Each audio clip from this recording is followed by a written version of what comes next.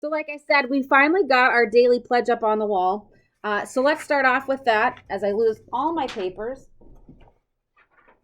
on the floor because I'm not very organized. So today is a new day. I am ready to be the best me I can be. I will listen so I can learn. I will try hard so my brain can grow. I will not give up. I can learn anything I put my mind to. So our daily pledge, how fun, it's finally on the wall. I'm happy about it. It's something that we can all live by.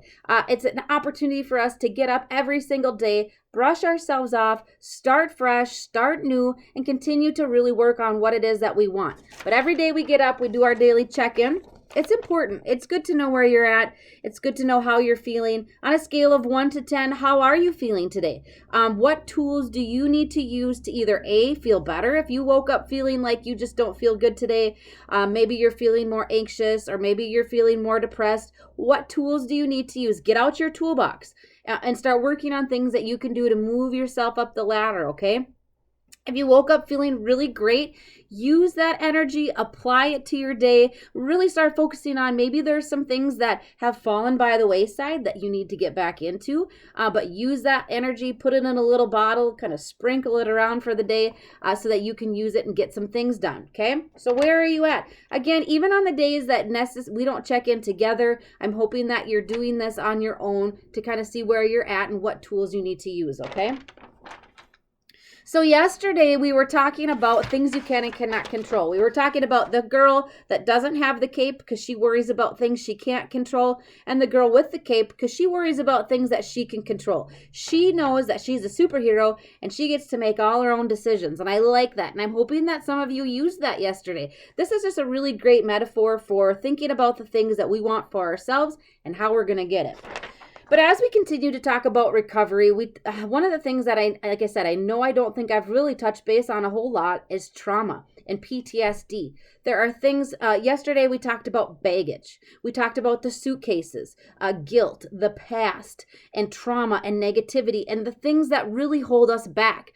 They put a wedge in between our growth, and sometimes they can even continue to increase our mental health symptoms if they're not dealt with.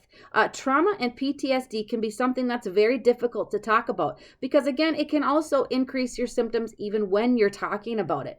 But we have to heal ourselves from it.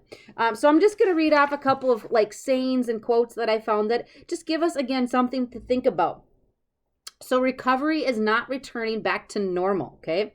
It really isn't being someone without a mental illness or trauma either. It's being able to get up every day and do the things that you never thought you'd be able to. It's healing to the point where the past no longer holds you back. It's having enough control over your life that you feel really peaceful, genuinely, even after everything you've been through. Trauma creates change you don't choose. Healing is about creating change you do choose. I like that. So trauma created a change in your life that you didn't choose, but healing is creating the change that you do choose. So maybe there's something that happened in your life that you didn't obviously choose, but now part of healing is to really just create the future that you do choose, making the changes that you do choose. Sometimes we start to experience trauma, or we've been through traumatic events that change us, and we didn't choose that. But it's about healing, and it's about going through that process and taking the steps that we are in control of, okay? I like this. PTSD is a response to trauma, and it's normal. It is absolutely normal. Our brains are not meant to hold the stress of traumatic situations. PTSD doesn't make you weak. It doesn't make you crazy, and it doesn't mean that you're broken, okay? PTSD is a response to trauma. It's the anxiety. It's your body internally trying to fight off something that we haven't processed yet, that we haven't let go of yet, because it hurts and it's hard and it makes us anxious. It increases our mental health symptoms. It doesn't feel good. Or maybe we just don't even know how to process it. Maybe something so traumatic happened to you that you don't even know where to start. Or maybe you don't even know that it's affecting you the way that it is. So we can go through many different traumatic events, and we can go through lots of different situations in life that either A, we don't know how to process, or B, we're not even aware of the fact that it's affecting us the way that it really is, okay? Trauma creates change. Healing can also be creating change. Let's see here. Healing from PTSD means rewriting your brain, which requires daily meditation, mindfulness, a special diet, physical exercise, emotional awareness, yoga exercises, brain therapy. When people just tell you to get over it and move on, they have no idea. They don't understand. They don't get it. They don't know what your brain is going through. It's hard to process. So I like this. Stages of complex trauma healing. If you've been through something extremely traumatic in your life, there are 3 different parts that they say are going to help you connect. It's going to help you maybe learn to process and let go and start to heal from that situation. Number 1 is education and stabilization and safety. So educating yourself about maybe what happened, what resources are around you, and kind of maybe that what's going on in your brain. People don't really understand PTSD and how that works. People don't really understand how mental health functions. Maybe mental health has never really been something that you've had to deal with before, but it is now because a traumatic event happened to you. Education is important. Resources are important. This is, to me, number 2 is probably one of the most important things that you need to do in healing from trauma, and that is mourning and processing and grieving. Sometimes when we go, I shouldn't say sometimes, most of the time when we go through a traumatic life and our event, we have to allow ourselves a grieving process. From that moment on, from when that traumatic event happened in your life changed. It may never be the same again because of that. And that's where grieving comes into place. That's where you have to learn to process what happened, accept what happened, and move on from that. When we go through a grieving process, we have to take a look at the situation. We cry, we get mad, we get sad, many different things, okay? You know that there's multiple different levels to the grieving process. That doesn't just happen when you have lost somebody in your life. It also starts to happen when you've had a traumatic event in your life. You have to go through the grieving process. You have to process what happened to you, why did it happen to you, and now what? And then learn to accept that. And we need to move on from that. And where do you go from here? Okay, maybe your traumatic event altered you or your situation around you. It doesn't mean that your life is over or that you're a bad person or you can't do certain things, because we don't like that word, I can't. It just means that you may have to do things differently, or you may have to modify your life a little bit better or a little bit, different from what you used to do, to make it so that you are able to do that now, or so that you can do things the way you liked to, maybe just a little bit differently, okay? So it's a little mumbly how I just spit that out, but I hope that that makes sense. When we go through traumatic events, it alters our life in some sort of a way. It doesn't mean that our life can't be that way again. It just means that we're a little bit different. Mentally, we think differently. Mentally, we process things differently. When you've been through a traumatic event, it changes you. No matter what it was, no matter how big or small. And so it's okay. It doesn't make you any less of a person. It doesn't mean that you are faulty now. It just means that we learn to modify things, we think differently, and we changed up our life a little bit, okay? And stage 3 of healing from trauma, I'm sorry, I have a piece of hair, is finding meaning and connection. You have to connect. You have to find your support system. You have to find your cheerleaders. You find meaning in life. You find a new meaning in life. When you've been through a traumatic event, things that used to matter to you might not matter to you anymore. Your life has changed, and that's okay. But let's start working on the things that you can reconnect to now. Let's start working on the things that bring you peace and joy and happiness now. And it's okay. It might be something totally different. What gets to be difficult is when people in your life around you don't understand that. Okay, when you go through trauma and you process it and you grieve it, and now you're changing and you're letting go, you may be a different person. What gets to be difficult is when people around you struggle to understand that person. But there again, that's where your support team comes into place. That's why you need to put people in your life who get it. They understand you. They're going to support you no matter what direction that you take. And they're going to be their team. They're going to be a team with you. And then maybe they're going to help others around you understand who you are now. Maybe because of your trauma, you experience more anxiety, more depression.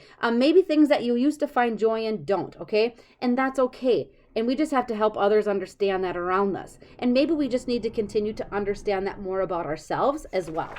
So PTSD occurs following a severely traumatic incident or a series of less severe incidents. Complex PTSD can be experienced as a result of repeated traumas, okay? When you have a lot of things going on top of each other, that repeated trauma creates complex PTSD. Some symptoms can include flashbacks of like images, sounds, emotions, and physical sensations. You can have nightmares. You can have severe anxiety or angry reactions or avoidance of any triggers that remind you of that incident. And sometimes your body subconsciously will react to something that you don't even know. So if you had a traumatic event and you go back into that situation and you're thinking to yourself, this isn't affecting me, I'm just fine. It actually might be. It's just that your brain's not processing as a trigger, and it could be affecting you without even you knowing it. Silent anxiety, we'll call it. Going into a situation that you think you're okay with, even though it caused some trauma, can cause some anxiety. It can cause some irritation. It can cause like emotional disturbances that maybe we don't recognize, but people around us do. And so maybe we just need to take a step back sometimes and kind of process. That's again where processing and healing come in from your event. Okay, step 2 is processing and healing. PTSD develops because the trauma experience was so distressing that we want to avoid anything that reminds us of it, or our brains don't process that experience. Okay, so that experience stays a current problem instead of becoming a memory or a past event. Each time we are reminded of that event, flashbacks happen. Okay, and that trauma, we kind of go over that again. And again, I think what happens is subconsciously our bodies really start to be affected by that. And we get anxious and we get depressed and we start to shut down, or we become distant from things around us. We just don't know how to process. And that's because we've changed. And it's not to say that you've changed for the worse. It's just that you are a different person because of a situation, and things that used to bring you joy maybe don't do that anymore. But you can start to kind of reroute that and figure out the things that do bring you joy and bring people along with you for the ride. Okay. But it just kind of talks about how PTSD can be a vicious cycle, thoughts and feelings and behaviors and relief, and we need to find that relief, okay? One of the most important things is that when we start to experience a traumatic event, we become fearful because maybe our brains are processing differently, and we know that we've changed and we don't know what to do about that. But one of the number one things that you can do is communicate. Don't be ashamed to communicate everything that you're feeling inside, even if it doesn't make sense to you. Find somebody that you know will listen to you in a non-judgmental way, who won't tell you to get over it, who won't tell you that it's all in your head, who will listen to you. And they will just allow you to communicate how you're feeling, what's going on, what's confusing you, what's stressing you out, where you're at. And hopefully that person in your life can help you put new puzzle pieces back together. The puzzle may not look the same as it did before the traumatic event, but it's going to look even more beautiful after the traumatic event, because it's going to what you choose to do, and it's going to be you kind of just getting your life back on track and feeling better. It is possible. It's when we stay in this middle ground, if we stay in this middle ground between the trauma and letting go of the trauma, that really starts to be that ball and anchor, that ball and chain, that we talked about yesterday. It holds us back. We focus on the things that we can't control rather than focusing on the things we can control. If after a traumatic event, you know that you have changed, it may not be possible to be that same person before that, but you can be an even better person, just a little bit different now after that. And that's where we need to be. That's where that support team comes into play. Educating yourself on trauma and healing and the grieving process. Finding that person to communicate so that you can get those icky feelings out. You can process what's going on in your brain, journaling, and just writing down. Every time something pops into your head, writing it down. One thing that we can learn from trauma is that life is precious. And we've talked about that. Using every day to its fullest. Don't stop. Keep pushing, keep moving, and really capitalize on your day every day that you get.